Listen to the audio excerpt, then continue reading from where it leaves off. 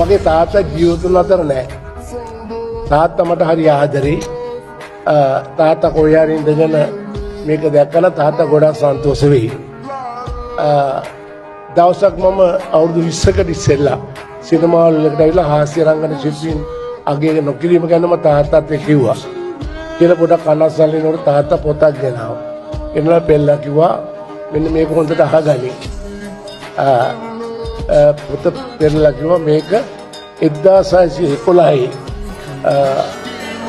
William Shakespeare විසින් ලියන ලද කිං ලියර් කියන පොතේ කෑල්ලක්.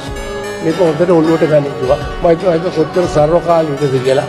ඒක මට ඉංග්‍රීසියෙන් කටපාඩම් ඒක දැක් කියන්නේ නමුත් මම සිංහලෙන් ඒකේ අදහස කියනවා. වැරහැරි යදගත් කල සුළු වැරදි පවා පෙනේ. සලු පිළි ආභරණෝනි සැරසුණු කල සියල්ල වැසෙයි. අපරාධය සහ පාපේ රණින් ආලේප කළ විට යුක්තියේ සාධාරණත්වයේ කඩුව පවා ඇඟට නොදිවි දෙකට වෙයි.